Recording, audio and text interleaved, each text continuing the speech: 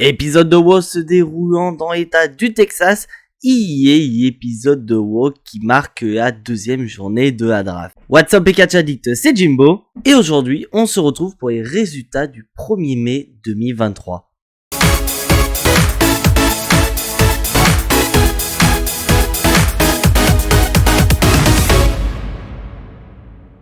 Mais avant d'attaquer les résultats de cet épisode de WoW, on va revenir sur ce qui s'est passé le week-end dernier, car pour ceux qui n'étaient pas au courant, j'étais à Paris pour la tournée de la WWE, et je vous annonce également qu'il y aura le vlog de cet événement que j'ai trouvé incroyable sur la chaîne qui sortira dès demain, et franchement on peut dire qu'on a assisté à une énorme dinguerie durant le show, avec notamment le public et moi-même on a chanté pendant plus de 10-15 minutes, voire même 20 minutes, le thème de Seth Rollins. On a littéralement battu les Anglais, c'était incroyable. Et la pop qu'a eu Baron Corbin, et c'était la meilleure pop qu'il a eu de toute sa carrière. Et surtout, le main event entre Cody Rhodes et Finn Balor, l'entrée de Cody Rhodes était incroyable. Et surtout, avec l'annonce de Cody Rhodes à la fin du show, en disant que la France mérite son PAE. Et à quel point on était tous surexcités de cette annonce, on a tous chanté Stade de France, on veut vraiment qu'à WWE produise un PAE chez nous en France, et d'ailleurs ça a été mis sur les réseaux sociaux que les officiels étaient agréablement surpris du public français, de la dinguerie qu'on a fait durant cet événement, que ces derniers réfléchissent potentiellement à nous produire un PAE d'ici peut-être l'année prochaine. Oui, avec les JO de Paris, je pense qu'à WWE pourrait très bien nous produire un PAE en France. Et franchement, ce sera une énorme dinguerie qu'on ait ce PAE. Mais c'était une expérience tout à fait géniale. Et à titre d'information, j'y étais avec ma copine. Et c'était sa première expérience WWE. Elle a surkiffé du tonnerre. C'était Elle a kiffé ce show. Je n'ai pas d'autre mot à dire. Mais bon, je vous donne rendez-vous demain pour le vlog de cet événement, parce qu'il y aura bien sûr différents événements reliés au show, mais vous verrez que j'ai eu l'opportunité de rencontrer certains youtubeurs, je n'en dis pas plus. Mais bon, maintenant on va quand même s'intéresser aux résultats de WoW. Et pour commencer cet épisode de WoW, nous accueillons ni plus ni moins que Triple H, un Triple H qui nous accueille pour ce deuxième jour de la draft, en nous rappelant certaines règles, mais ce dernier va également annoncer qu'un certain Brock Lesnar est dorénavant agent libre, donc ce qui veut dire que Brock Lesnar est libre d'aller à Raw ou à SmackDown. Bon, ça c'est pas une nouveauté, Brock Lesnar est souvent free agent. Mais surtout, Triple H annonce que lors du premier jour de la draft, un certain Roman Reigns a été drafté du côté de SmackDown, donc ce qui veut dire que du côté de Raw, on aura le couronnement du nouveau champion du monde poids lourd. Donc pour le moment, on ignore comment ce nouveau champion du monde sera couronné. Est-ce que ce sera un tournoi ou bien il y aura autre chose comme par exemple une bataille royale. Mais ça, on verra ça en temps en heure. Il est quand même temps de parler de la draft. Et pour son premier choix, WoW a décidé de taper très fort, puisque ces derniers ont décidé de drafter ni plus ni moins que la championne de SmackDown, Rhea Ripley. Bon, après, il y a quand même une volonté de WoW de récupérer une championne, puisque SmackDown ont décidé de drafter la semaine dernière la championne de WoW, Bianca Belair. Et on va continuer cet échange de champions, puisque Gunther a été drafté du côté de WoW, et SmackDown a décidé de récupérer le champion des États-Unis, Austin Theory. Et là, on va parler des candidats potentiels pour devenir ce fameux nouveau champion du monde du côté de WoW, puisque l'un des favoris, si ce n'est le favori du public, Seth freaking Rollins, a été drafté du côté de WoW, ce qui veut dire très clairement que pour beaucoup d'entre vous, Seth Rollins sera le nouveau champion du monde poids lourd. Moi j'ai une idée là-dessus. Et bien sûr, comme je l'ai dit, Bianca Belair a été draftée du côté de SmackDown, donc faut quand même lui proposer des adversaires de taille. Et qui d'autre que Charlotte Flair pour aller du côté de SmackDown, qui une fois de retour pourrait aller confronter la IST de la WWE. Et Triple H va terminer son discours en intronisant ni plus ni moins que Paul Heyman. Et c'est donc un Paul Heyman qui va arriver dans le ring et qui va nous parler principalement de ce qui s'est passé la semaine dernière du côté de SmackDown. Car pour rappel, à SmackDown, les Usos avaient leur match revanche face à Kevin Owens et Sami Zayn, Et malheureusement, ce match s'est soldé par un échec, donc ce qui ne plaît pas à Paul Heyman et surtout à Roman Reigns. Et Paul Heyman annonce que dans 2 semaines, Roman Reigns sera de retour. On peut supposer que Roman Reigns va parler de ce match de championnat raté de la part des Usos, mais aussi parler de ce qui pourrait se passer à Backlash, car pour rappel, la Bloodline affrontera Kevin Owens, Sami Zayn et Matt Riddle dans un match 3 contre 3. Et Paul Heyman va se mettre à regarder le titre de champion du monde poids lourd en annonçant que ce titre de champion irait très bien à Roman Reigns. Non, Roman Reigns, je t'arrête tout de suite, t'as tes 2 ceintures, tu es à SmackDown, donc tu restes là où tu es. Et justement, Paul Heyman dit que Roman Reigns est à SmackDown, donc de ce fait, il ne peut pas concourir pour le titre de champion du monde poids lourd, et ça agace énormément le chef tribal. Et en parlant de candidats pour le titre de champion du monde poids lourd, nous avons le grand favori, mon favori, Seth freaking Rollins qui arrive et qui vient confronter Paul Heyman. Et dès l'entrée de Seth Rollins, on va voir que le public américain est chaud comme un braise, puisque ces derniers vont chanter le thème de Seth Rollins. Bon, spoiler alert, ils vont chanter le thème de Seth Rollins beaucoup moins longtemps que nous, parce que nous les Français, on est quand même les meilleurs pour chanter le thème de Seth Rollins. On l'a même chanté dans le métro. Et là, Seth Rollins va commencer à parler de Roman Reigns en disant que ce dernier devrait être content puisque leurs routes sont désormais séparées. Seth Rollins est à Raw, Roman Reigns est à SmackDown. Donc Roman Reigns, il n'a plus besoin de se cacher derrière Paul Heyman ou de faire en sorte que son chemin ne croise jamais celui de Seth Rollins. Car Seth Rollins se rappelle qu'il a battu Roman Reigns l'année dernière au Royal Rumble et que si jamais leur chemin venait à se croiser, Roman Reigns ne serait peut-être plus le champion à l'heure actuelle. Et en parlant de champion, Seth Rollins nous annonce un petit spoiler en disant qui est le prochain champion du monde poids lourd. Et franchement mes chers amis catch addicts, qui d'autre que Seth Rollins peut récupérer ce titre? Et là d'un coup, Paul Heyman va recevoir un coup de fil, donc on peut largement supposer que c'est Roman Reigns qui va donner des instructions à Paul Heyman. Et au moment où Seth Rollins commence à menacer Paul Heyman en lui portant un curse stomp, musique de Solo Sikoa qui arrive pour péter la gueule probablement de Seth Rollins, mais car Roman Reigns a décidé que le main event de cet épisode de Raw serait un match entre Solo Sikoa et Seth Rollins, match que Seth Rollins va accepter, et c'est parti mes chers amis catch addicts, dans le main event de Raw, on aura Solo Sikoa contre Seth Rollins, une affiche qui m'excite énormément, parce que oui, on n'a jamais vu Solo Sikoa et Seth Rollins se battre en 1 contre 1, donc ça promet d'être un sacré main event. J'ai bien dit ça promet. Mais avant de passer au main event, on va quand même s'attaquer au tout premier match de cet épisode de Raw, où nous avons les championnes tag team Liv Morgan et Raquel Rodriguez qui vont affronter Damage Control. Une configuration de Damage Control assez inédite, puisque dans ce combat, il y aura Bayley et Dakota Kai qui feront équipe face aux championnes. Donc dans l'ensemble, on a un match plutôt correct, mais Damage Control vont utiliser tout un tas de subterfuges qui vont fonctionner, puisque ça va être Damage Control qui va remporter le combat face aux championnes. Il est sans supposer que grâce à cette victoire, face aux championnes, Damage Control pourrait demander un match de championnat dans le futur, car pour le moment, on n'a aucune information concernant les championnes, si elles sont libres de se déplacer à droite à gauche, bien qu'elles soient draftées par exemple à Raw ou à SmackDown, ce qui était le cas lors de la draft précédente. Les championnes pouvaient aller à Raw et à SmackDown, mais elles avaient quand même un roster défini. Donc on verra ça dans la suite des événements. Et après ce premier match de la soirée, mes chers amis catch addicts, on va quand même passer au deuxième tour de cette deuxième journée de la draft, et qui d'autre que Booker T et Queen Charmel pour nous présenter ce deuxième tour de la draft. Et pour ce deuxième tour de la draft, Raw a décidé de frapper très fort en draftant ni plus ni moins que les champions tag team Kevin Owens et Sami Zayn. Et du côté de SmackDown, ces derniers vont répondre en draftant ni plus ni moins que la plus grande équipe de l'histoire de la WWE, j'ai nommé les Usos. Du côté des Usos, je suis un petit peu déçu.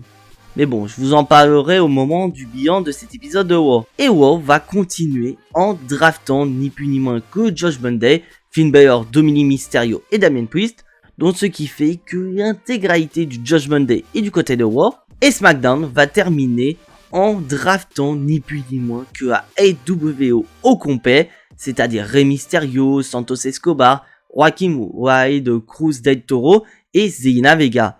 Donc après, je me demande ce qui pourrait arriver dans la suite des événements, parce que là, suite à cette draft, On voit très clairement que de Rey Mysterio et Dominic Mysterio vont s'écarter. Après, qui sait, peut-être avec les pay-per-view du Big Four, on pourrait avoir le chemin se croiser entre le père et le fils. Et maintenant, mes chers amis catch addicts, on va passer du côté tag team où nous allons avoir une confrontation entre Braun Strowman et Ricochet face à la Alpha Academy. Et dans l'ensemble, nous avons un plutôt bon combat avec vraiment des séquences très intéressantes dans un premier temps entre Ricochet et Chad Gable. Mais nous allons avoir aussi le duel des mastodontes de chaque équipe entre Braun Strowman et Otis. Mais malheureusement pour Alpha Academy, bien que j'ai kiffé leurs prestations lors de leur tournée à Paris, ces derniers ne vont pas rester forts puisque ça va être Ricochet et Braun Strowman qui vont remporter le combat. Que grâce à cette victoire, ces derniers prennent quelques points pour se positionner en tant que futur challenger numéro 1 au titre détenu par Kevin Owens et Sami Zayn. Après on verra qui sera la première équipe à aller taper à la porte des champions après la draft. Et maintenant mes chers amis catch addicts, il est temps de passer au troisième tour de la draft. Et pour le troisième tour de la draft, nous accueillons Shawn Michaels et Adam Pearce pour nous présenter qui va être drafté durant ce troisième tour. Mais ces derniers n'ont même pas le temps de parler, puisque nous allons avoir la musique de Brock Lesnar qui va retentir, ce qui ne va pas beaucoup plaire à Adam Pearce, puisque ce dernier, un peu plus tôt dans la soirée, est allé voir Cody Rhodes et Brock Lesnar en leur demandant de ne pas trop faire n'importe quoi. Il veut vraiment que cet épisode de Raw, cet épisode 2 de la draft, puisse se dérouler correctement. Et là, nous avons donc un Brock Lesnar toujours aussi badass qui va monter dans le ring et prendre les micros. Et Brock Lesnar va commencer à parler au public en disant que ces derniers voient un véritable cowboy. Mais il n'aura pas le temps de parler puisque Adam Pearce va commencer à parler à Brock Lesnar et à faire intervenir la sécurité, faisant en sorte que Brock Lesnar puisse quitter l'arène sans aucun problème. Mais Brock Lesnar, il en a littéralement rien à foutre, bien qu'Adam Pearce décide de renvoyer une vague de sécurité. Et nous avons la musique de Cody Rhodes qui retentit, et Cody Rhodes ne va pas rentrer normalement puisque ce dernier va se mettre à attaquer Brock Lesnar dans le dos, et la sécurité va rapidement intervenir dans le but de séparer les deux catcheurs. Et franchement, j'ai adoré cette séquence. On voit que Cody Rhodes y est capable de mettre à terre Brock Lesnar et que Brock Lesnar a intérêt à faire attention face à Cody Rhodes. Pour rappel, ces deux-là vont s'affronter dans le main event de Backlash et que si Brock Lesnar ne fait pas attention à Cody Rhodes va lui rouler dessus. Mais bon, après ça, il est quand même temps de repartir sur la draft. Et pour la draft, Shawn Michaels va être tout seul parce que Adam Pearce est sûrement en train d'essayer de calmer Brock Lesnar et Cody Rhodes. Et Shawn Michaels annonce que du côté de Raw, ces derniers ont décidé de drafter ni plus ni moins que les champions tag team Liv Morgan et Raquel Rodriguez. Et je vous ai dit tout à l'heure, grâce à la victoire de Damage Control, ces derniers peuvent demander un match de championnat aux championnes. Mais pour le moment, on n'a aucune information. Donc pour le moment, on part dans l'idée que les championnes vont rester du côté de Raw. Et là, je me pose une question. Pourquoi t'as fait perdre tes championnes ?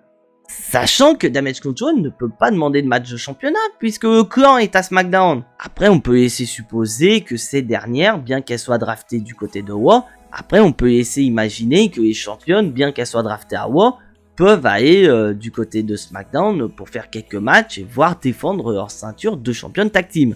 Mais bon, on verra ça plus tard, on va continuer quand même la suite de la draft. Et du côté de SmackDown, ces derniers ont décidé de drafter Asuka. Et c'est vrai qu'une Asuka du côté de SmackDown, ça faisait un moment qu'on l'avait pas vue. Et on va continuer, et là on va passer un petit peu du côté des clans, puisque Raw a décidé de drafter Xavier Woods et Kofi Kingston le New Day. Bon, il n'y a pas Biggie pour le moment, mais on peut laisser supposer que quand Biggie ira mieux, il ira peut-être rejoindre ses potes du côté de Raw. Et du côté de SmackDown, ces derniers ont décidé de recruter ni plus ni moins que les Brawling Brutes, Sheamus, Ridge Holland et Butch. Et un Butch qui a bien été applaudi du côté de Paris, bien que ce dernier ne soit pas présent. Et après ce troisième tour de draft, mes chers amis catch addicts, on va passer à un nouveau combat et à un avant-goût de ce qui pourrait arriver du côté de Backlash, puisqu'on va avoir un match entre Matt Riddle et Jimmy Uso. Et on va voir que dès le début du combat, Jey Uso ne va pas hésiter à intervenir pour mettre des bâtons dans les roues de Matt Riddle. Mais de l'autre côté, il y a quand même Kevin Owens et Sami Zayn qui sont présents. Et ces derniers vont nous faire une Eddie Guerrero Styles en faisant en sorte que Jey Uso a frappé Kevin Owens, sauf qu'on sait très bien qu'il ne l'a pas touché. Il nous a fait Brandao, ce qui va conduire à l'expulsion de Jey Uso, ce qui fait que Jimmy Uso est en infériorité numérique, chose quand même assez rare du côté des Bloodline parce que plus souvent la situation est inversée. Et malheureusement pour Jimmy Uso, Solo Sikoa ne viendra pas du tout le sauver, ce qui va le laisser à la merci de Matt Riddle, Kevin Owens et Sami Zayn, et ces derniers ne vont pas hésiter à intervenir dans le but d'aider Matt Riddle, ce qui va fonctionner et conduire à une victoire de Matt Riddle qui va porter son Flying Bro sur Jimmy Uso pour le compte de 3. Donc victoire de Matt Riddle, et que grâce à cette victoire, l'équipe des Faces prennent un avantage psychologique sur la Bloodline. Et après ce combat, on passe en coulisses avec Solo Sikoa qui est en train de se préparer pour son main event face à Seth Rollins et Paul Heyman est en train de le chauffer. Jusqu'à ce que Jey Uso arrive et ce dernier va poser une question assez simple. Pourquoi Solo Sikoa n'était pas présent aux abords du ring pour aider ses frangins à venir à bout de Matt Riddle, Sami Zayn et Kevin Owens? Et bah Paul Heyman va répondre tout simplement que Solo Sikoa a besoin de se concentrer, parce que oui, quand même, Solo Sikoa, il va quand même affronter ni plus ni moins que l'un des catcheurs les plus dangereux à l'heure actuelle à la fédération. Il va affronter ni plus ni moins que Seth Rollins. Donc Solo Sikoa, il n'y a pas de temps à perdre avec les enfantillages de ses frangins. Ouh là, ce qui va laisser Jey Uso, avec beaucoup de questions. Pour le prochain tour de la draft, on accueille ni plus ni moins Kiri Bischoff et Rob Van Dam. Et ces derniers vont commencer très fort ce nouveau tour de la draft en annonçant que du côté de Raw, ces derniers ont drafté ni plus ni moins que la Hall of Fameuse de la WWE, Trish Stratus. Donc avec ce draft de Trish Stratus, on peut vraiment dire que cette dernière fait partie à part entière du roster et on peut laisser supposer que Trish Stratus va rester du côté de Raw pendant un bon moment. Et du côté de SmackDown, ces derniers ont décidé de drafter Karrion Kross. Et là, j'ai un petit problème par rapport à ce draft. Parce que pour rappel, Karrion Kross a commencé une rivalité face à Shinsuke Nakamura. Et que là, avec le draft de Karrion Kross qui va à SmackDown et Shinsuke Nakamura qui a été drafté du côté de Raw la semaine dernière. Par un match à SmackDown ou encore un Backlash, la rivalité risque quand même d'être expéditif. Et on continue du côté de la draft puisque Raw a décidé de sélectionner Shayna Baszler et Ronda Rousey, laissant supposer que ces dernières pourraient très bien à leur retour challenger les championnes Liv Morgan et Raquel Rodriguez, comme du fait qu'elles ont remporté le showcase match à WrestleMania. Très bien quand même de le rappeler. Et SmackDown va terminer ce tour en recrutant ni plus ni moins KO Knight. Bon, je suis un petit peu déçu de ce draft des Knight du côté de SmackDown parce qu'avec l'annonce du championnat du monde poids lourd du côté de Raw, j'espérais pourquoi pas avoir un Knight qui pourrait concourir pour ce titre de champion du monde. Bon, après, selon les médias américains, Knight fait partie des grands favoris pour remporter la maillette Money in the Bank. Donc après, je suis curieux de voir la suite des événements pour Knight. Le Miz est présent à Raw pour nous présenter son Miz TV, un The Miz qui s'est quand même bien remis du chant de Seth Rollins pendant 15-20 minutes du côté d'Air France, parce que oui, le Miz commençait à désespérer d'entendre le public français qui chantait pendant plus de 15 minutes le thème de Seth Rollins, et surtout le Miz nous a quand même parlé en français en nous disant que ses boules sont massifs, hein. Et vous allez voir qu'on va encore parler des boules que le Miz accueille pour son Miz TV Show, ni plus ni moins que Shinsuke Nakamura. Et le Miz va chercher à se mettre en avant en proposant ses services à Nakamura du côté de Raw. Pourquoi pas être une nouvelle équipe entre lui et Shinsuke Nakamura. Et Nakamura va commencer à parler en anglais et il va refuser la proposition de The Miz et il va parler en japonais en disant littéralement que les boules de The Miz sont très petites.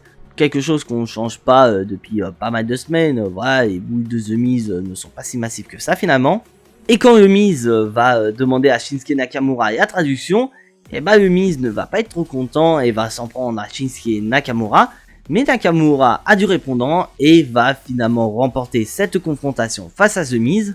Donc une promo, bon, pas trop ouf, mais d'un autre côté, on peut peut-être imaginer une rivalité entre Shinsuke Nakamura et le Miz du côté de Raw. Omos est présent du côté de WoW. Et d'ailleurs, spoiler alert, je vous ai parlé d'un certain Brock Lesnar qui était agent libre. Et bah apparemment, Omos fait partie de cette liste d'agents libres, puisqu'il va aller du côté de WoW et de SmackDown dans le but de défoncer des jobbers à répétition. Et en parlant de jobbers, bah Omos va en affronter un et en à peine quelques minutes remporter le combat. Et là tu te dis qu'ils vont peut-être essayer de nous chauffer le match qu'il y aura face à Seth Rollins du côté de Backlash. Et bah pas du tout, on va rien avoir, même pas un petit discours de MVP pour nous dire Seth Rollins regarde ce qui vient de se passer, et bah ça n'est qu'un avant-goût de ce qui pourrait t'arriver du côté de Backlash quand tu vas affronter le géant Omos. Limite WWE n'est pas trop hypé pour ce combat. Bah nous non plus, rassurez-vous WWE. Avant-dernier tour de la draft, et pour ce dernier tour, nous accueillons le Road Dogg et Molly Holly qui vont nous faire ce 5e tour de la draft. Et pour ce 5e tour de la draft, du côté de WoW, Ricochet et Braun Strowman vont être draftés.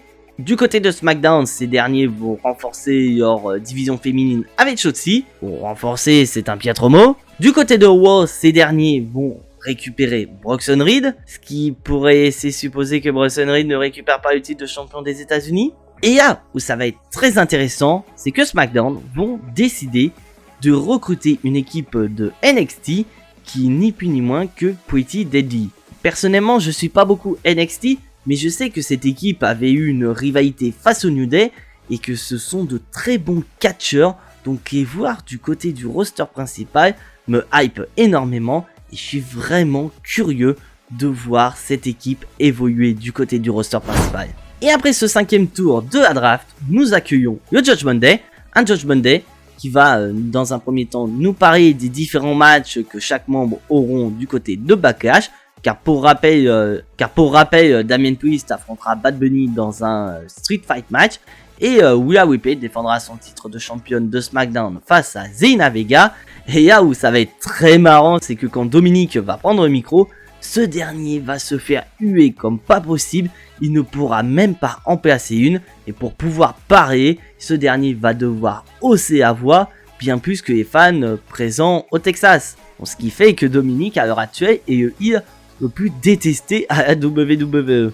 Et bien sûr, le Judgment Day va revenir sur la draft, le fait que eux ils sont draftés à Raw, que la AWO est à SmackDown.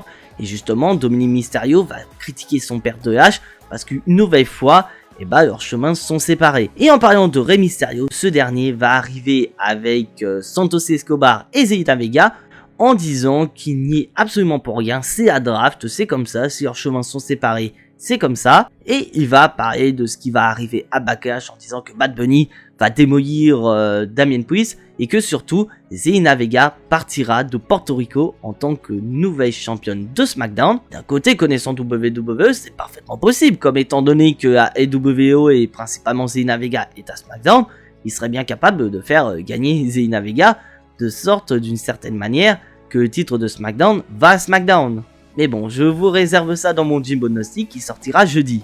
Et donc on enchaîne avec le match 3 contre 3 mixte entre Judgment Day et la LWO. Et à noter que du côté de la LWO, nous n'avons pas Joaquin Wilde et Cross Del Toro, alors que du côté du Judgment Day, nous avons Finn Balor. Un Finn Balor qui n'hésitera pas à intervenir, voire même à se sacrifier en prenant un 619 de Rey Mysterio. Et grâce à ce sacrifice de Finn Balor, le Judgment Day va en profiter pour venir à bout de la LWO. Et surtout grâce à un tombé victorieux de Damien Priest, un tombé qui fait plaisir à Damien Priest et qui me place en tant que grand favori lors de Backlash face à Bad Bunny. Mais avant de passer au dernier tour de la draft et au main event de cet épisode de WoW, nous accueillons en coulisses Katy Key qui va interviewer ni plus ni moins que Cody Rhodes par rapport à la situation de Brock Lesnar, son statut d'agent libre. Et justement, Cody Rhodes dit que Brock Lesnar a négocié son statut d'agent libre, mais que samedi à Backlash, Brock Lesnar ne pourra pas faire ce qu'il veut, il va se retrouver sur le chemin de Cody Rhodes, et Cody Rhodes nous dit qu'avec ce qui s'est passé à Raw, on a découvert que Brock Lesnar est un humain, et Cody Rhodes nous dit que, à la différence de Brock Lesnar qui n'a pas besoin de remporter son combat samedi, lui il en a besoin, parce que s'il perd ce match, toute son histoire va repartir de zéro et il devra repartir de plus bas.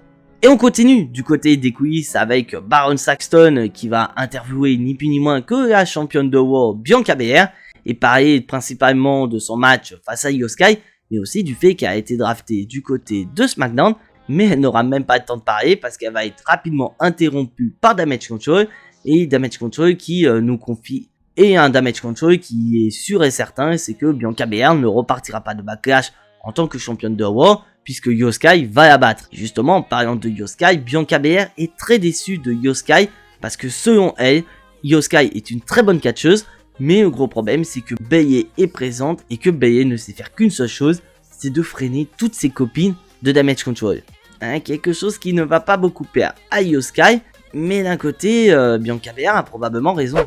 Et on enchaîne ce dernier tour de la draft. Et pour ce dernier tour de la draft, nous accueillons JBL et Teddy Long. Et ces derniers vont nous annoncer que du côté de Raw, Alpha Academy a été drafté. Et du côté de SmackDown, c'est Rick Boogs. Et là, on va quand même parler de quelque chose d'intéressant. Parce que là, on va avoir des noms de NXT qui vont être draftés. Avec du côté de Raw, Katina Chance et Kayden Carter. Qui sont ni plus ni moins que les challengers numéro 1 au titre féminin de NXT. Et d'ailleurs, les championnes de NXT ont également été draftées du côté du roster principal. Et on va continuer à parler des noms de NXT, puisque du côté de SmackDown, Cameron Grimes a été drafté.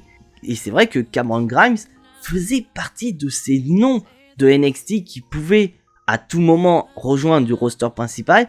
Et que là, grâce à cette draft, Cameron Grimes est enfin dans le roster principal. Et franchement, je suis assez curieux de voir ses débuts, probablement la semaine prochaine à SmackDown. Et on passe maintenant, mes chers amis catch addicts, au main event de cet épisode de Raw. Seth Rollins face à Solo Sikoa. Et dans l'ensemble, ce match est plutôt bon. Mais il y a un énorme problème dans ce combat. C'est le manque de temps. Parce que oui, on sent que dans ce combat, le temps est ennemi de ces deux catcheurs. Donc quel est le moyen nécessaire pour gagner du temps? Au moment où on sent que Solo Sikoa est en train de perdre et que Seth Rollins s'apprête à remporter une grosse victoire qui pourrait le placer potentiellement en tant que grand favori pour le titre de champion du monde poids lourd. Parce que oui, la victoire face à Solo Sikoa ne va pas du tout le mettre en avant face à Omos. Les Usos vont débarquer et s'en prendre à Seth Rollins, causant ainsi une disqualification de Solo Sikoa. Et bien sûr, on va avoir Kevin Owens, Sami Zayn et Matt Riddle qui vont arriver, qui vont s'en prendre aux Usos. Et le show va se terminer avec une bagarre générale. Et oui, comme je vous ai dit, une fin de main event assez dégueulasse, je cache pas. Et maintenant, mes chers amis catch addicts, il est temps de passer au bilan de cet épisode de Raw. Et pour être honnête avec vous, il y a à boire et à manger finalement. Parce que là, je vous ai parlé de la draft, mais bien sûr, il y a d'autres noms qui ont été cités lors du Raw Talk, donc en gros l'événement qui a lieu juste après l'épisode de Raw. Et d'ailleurs je vais vous citer les noms qui ont été draftés durant le Raw Talk. Et donc du côté de Raw, nous avons eu Dana Brooke, Nikki Cross, Johnny Gargano, Humberto Carrillo, Angel Garza, Akira Tozawa, Piper Niven, Xia, Tegan Nox, Emma, Riddick Moss, donc anciennement Matt Catmos, Indusher, dont ni plus ni moins le clan de Jinder Mahal, Shanga et Veer Mahal du côté de NXT, et aussi Odyssey Jones qui provient également de NXT. Donc là, le clan de Jinder Mahal, je ne comprends pas pourquoi on les renvoie du côté du roster principal, parce que justement, ça faisait pas si longtemps que ça que Jinder Mahal était du côté de NXT, et Odyssey Jones, je ne sais pas du tout qui c'est, donc je suis assez curieux de voir le potentiel de ce dernier dans le roster principal. Mais sur les réseaux sociaux, apparemment, vous étiez beaucoup à dire qu'il n'était pas prêt. Donc après, je ne suis pas suffisamment NXT pour donner mon avis. Et du côté de SmackDown, nous avons Tamina et Grayson Waller qui ont été draftés. Donc après, du côté de Grayson Waller, c'est également le cas. Je ne suis pas suffisamment NXT pour me faire une idée.